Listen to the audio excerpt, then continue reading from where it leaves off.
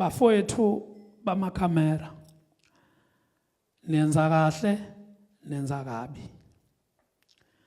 Ngicela ukuthi noma ngabe ubani osuke ephethe ikhamera, side uphethe ifoni yakho, uphethe ikhamera ngoba uzoshutha umcimbi, usuke uzoshutha okuhle hayi okubi. Kungani bese sibona ku trend ukuthi kushaya umuntu kwingoma kaZwelonke? Kungani sibone izinto ezimbi ezenza ukuthi ingoma kaZwelonke kuhanjwe kuyokhulunywa ngayo ukuthi hayi iyabheda la nala nala?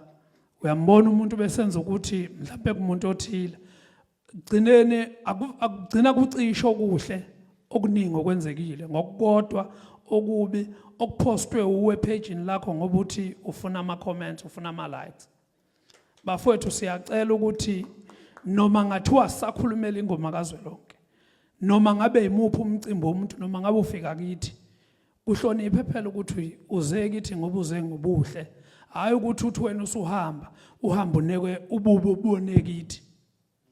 Ngisho ngabe ubona umuntu enzani, makuyinto embi asikho isidingo salokho, ngoba okubalekile phela mangucela emcimbini wami ukuthi uzongishuthela, funa ungikhombisa izinto oyishuthile futhi sivumelana ukuthi cha lokho ungakuposta, lokho ngeke uzukuphosta.